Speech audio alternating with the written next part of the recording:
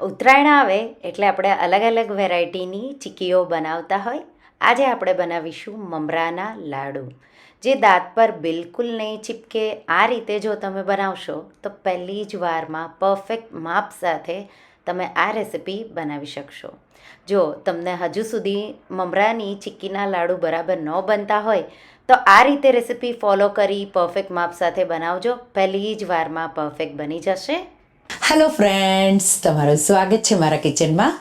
આજે આપણે બનાવીશું ઉત્તરાયણ સ્પેશિયલ મમરાના લાડવા. તો જે ચીક્કીના લાડુ આવે એ બનાવીશું.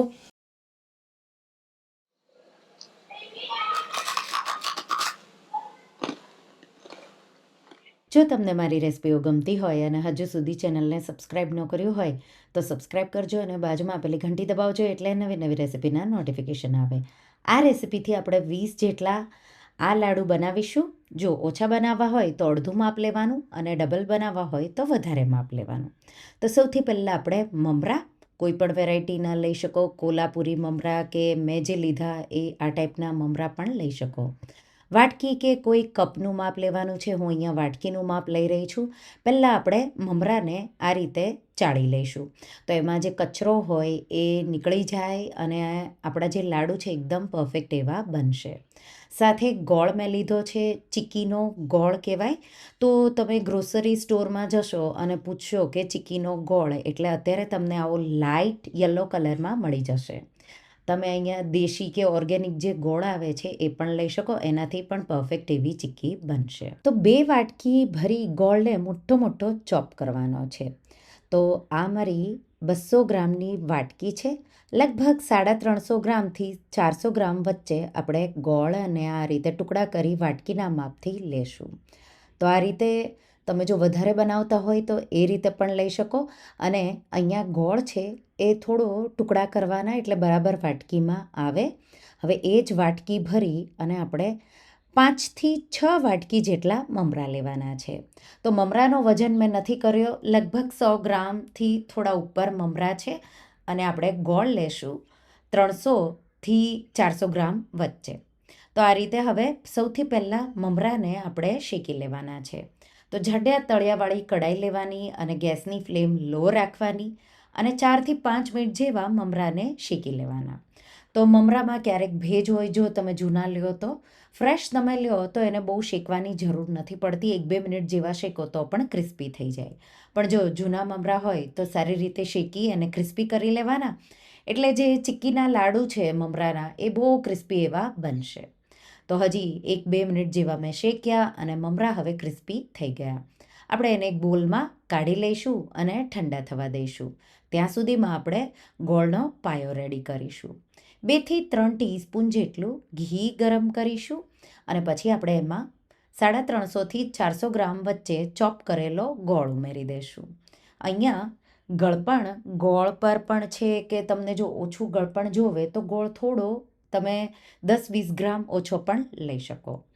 ગેસની ફ્લેમ લો રાખીશું. હલકું ઘી ગરમ થાય એટલે ગોળ ઉમેરવાનો છે અને લો ફ્લેમ પર તમારે ગોળને પીગળે એ રીતે ચલાવતા રહી અને થવા દેવાનો છે. તો આ રીતે ગોળ પીગળે ત્યાં સુધી હું એને મિક્સ કરતી રહીશ અને પછી આપણે 6થી 7 મિનિટ જેવો લો ટુ મીડિયમ ફ્લેમ પર ગોળનો પાયો આવવા દેવાનો છે. આ રીતે હવે બબલ આવવા લાગે એટલે ગોળનો પાયો આવવાનું સ્ટાર્ટ થશે. લગભગ 4 મિનિટ જેવું થયું.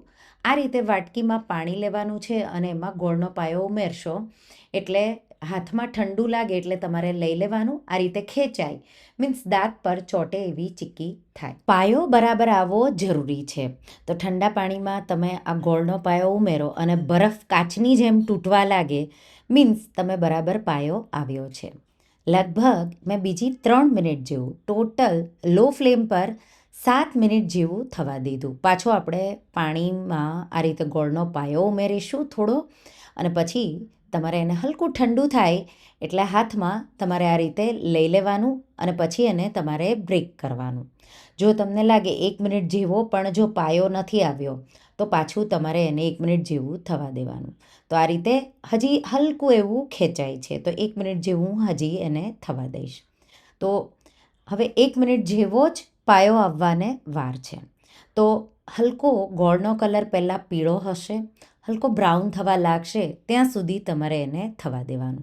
હવે આ રીતે ઇઝીલી બ્રેક થવા લાગ્યું છે કાચની જેમ, મીન્સ ગોળનો પાયો આવી ગયો. હવે ગેસની ફ્લેમ બંધ કરી દઈશું અને મમરા ઉમેરી દઈશું. ક્રિસ્પી મમરા ઉમેરી દેવાના, મિક્સ કરી દઈશું એકદમ સરસ રીતે અને થોડી હવે સ્પીડ તમારે વધારે રાખવાની.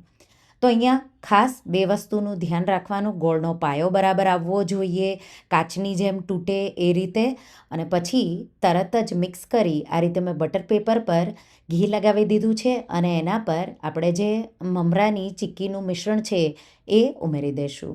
એક વાટકીમાં તમારે પાણી પણ સાઈડમાં રાખવાનું છે.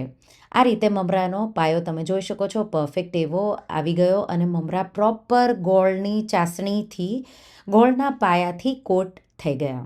હવે અડધું જ મિશ્રણ આપણે કાઢીશું, બધું મિશ્રણ નહીં કાઢીએ. જો બધું ઠંડુ થઈ જશે તો મમરાના લાડુ શેપ દેવામાં તમને પ્રોબ્લેમ આવશે.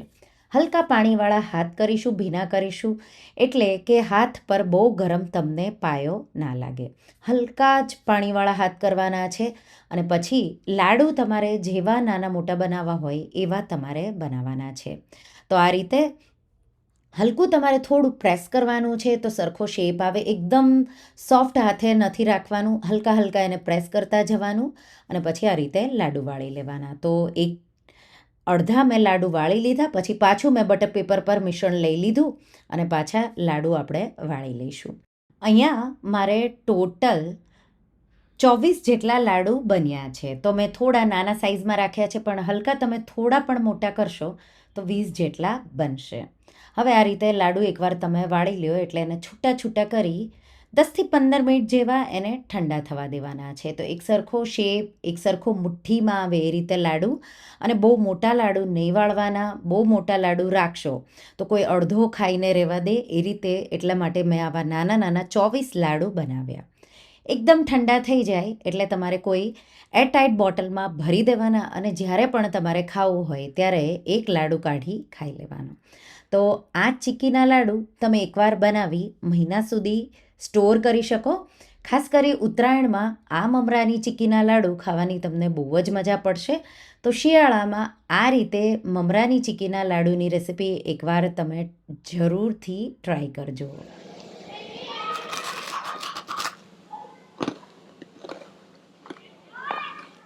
તો તમને આ મમરાના ચીક્કીના લાડુની રેસિપી કેવી લાગી મને કમેન્ટમાં જરૂરથી જણાવજો. અને હા, જો રેસિપી ગમી હોય તો વિડીયોને લાઇક કરજો, શેર કરજો અને મારા ચેનલને સબસ્ક્રાઈબ કરજો. અને આવી જ નવી રેસિપીઓ માટે તમે બેલ આઇકન બટનને પ્રેસ કરજો. Thank you for watching.